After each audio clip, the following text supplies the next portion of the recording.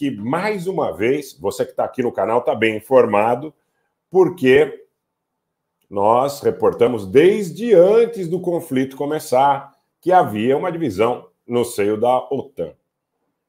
Acho que hoje pela manhã fica muito claro que essa divisão, ela efetivamente está posta.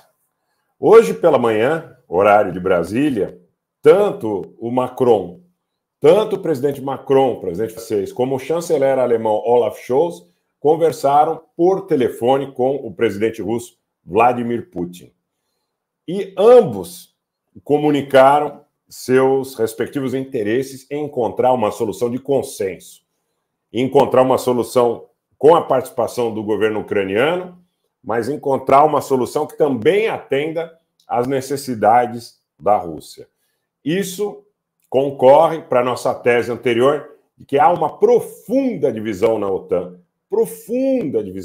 uma vez que, se nós reportarmos o que diz o governo da Grã-Bretanha, por exemplo, ou o governo dos Estados Unidos, é apenas confrontar a Rússia e depor o governo do presidente Vladimir Putin. Algumas dessas declarações têm sido cada vez mais agudas, inclusive com um risco muito grande agora do fornecimento de armas de longo alcance, de mísseis de longo alcance para os ucranianos, o que pode ser mais uma linha vermelha para o governo de Moscou.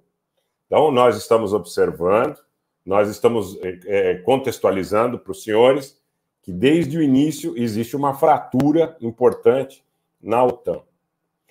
Antes que nós analisemos, inclusive, o teor dessa conversa e antes que nós possamos falar sobre esse aspecto da fissura na OTAN, eu quero lembrá-los que, dias atrás, você teve a visita aí do presidente polonês ao parlamento ucraniano, na capital Kiev, e há rumores, desde então, hoje bastante significativos, de que os poloneses estariam preparando tropas para entrar na Ucrânia, principalmente na região oeste do Dnieper. Eu quero dizer para os senhores que vem resposta da Bielorrússia, vem resposta do Lukashenko.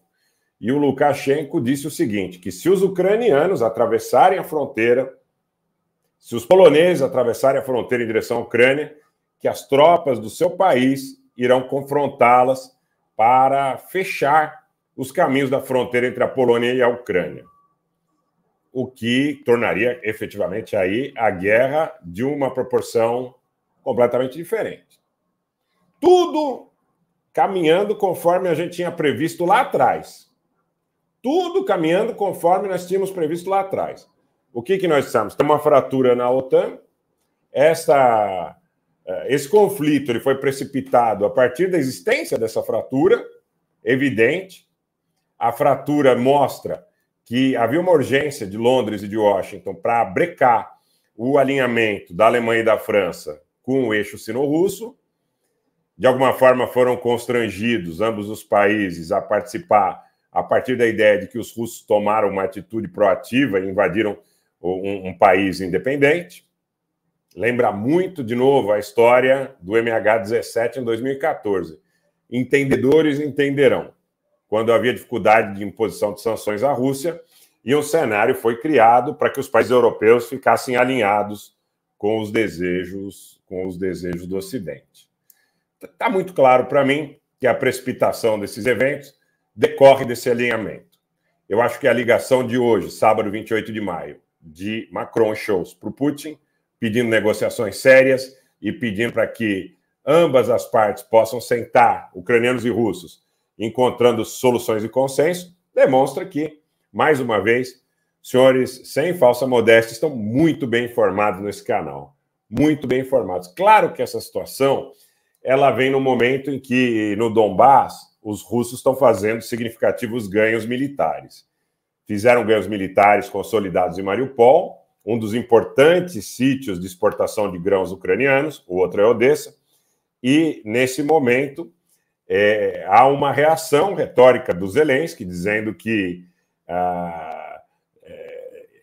não vai permitir o controle do Donbass pelos russos, mas parece que militar e tecnicamente restam poucas alternativas para os ucranianos para que eles possam fazer com que a palavra do Zelensky de ontem à noite possa prevalecer. Ele sabe o que aconteceu em Mariupol, ele sabe o que aconteceu, inclusive porque o próprio Boris Johnson disse ontem que a Rússia está fazendo ganhos palpáveis no leste da Ucrânia, né? O Boris Johnson, que é muito crítico e muito duro, muito, desde sempre, na vanguarda, dizendo que os russos estavam perdendo muitos carros, que estavam perdendo muitos armamentos. Ontem ele diz o seguinte, que é vital continuar apoiando militarmente a Ucrânia, mas que os russos estão ganhando no Donbass. O Boris Johnson disse isso. Então, eu acho que quem queria negociar antes do conflito, agora tem mais motivos ainda para remarcar os seus interesses, para remarcar esses interesses e colocar linhas divisórias em relação às ambições de Londres e de Washington. Isso também acontece num dia que a Rússia testou um míssil de cruzeiro Zircon de longo alcance.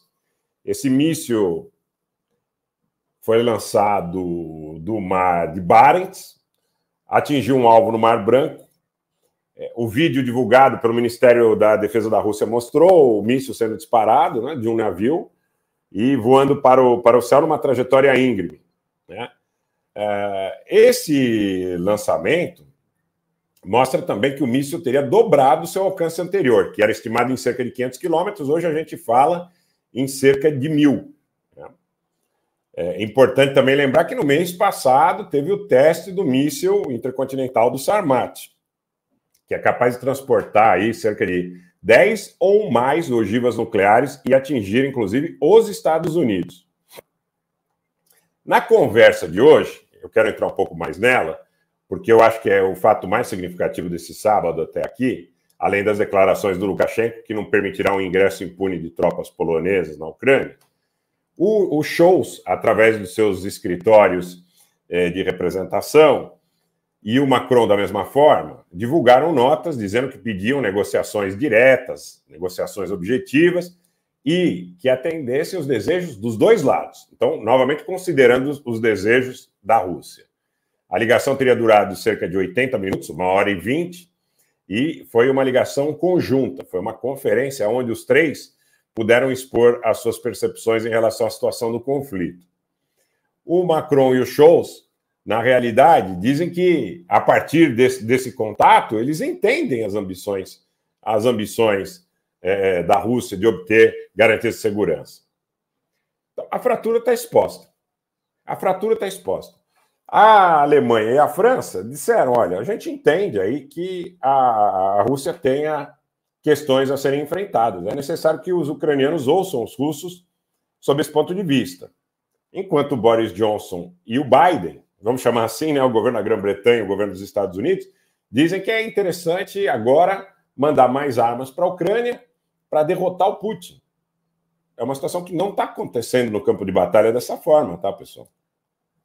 No leste do Dnieper, principalmente na região do Donbass e na região do Mar de Azov, os russos estão consolidando seu domínio de maneira muito clara, de maneira muito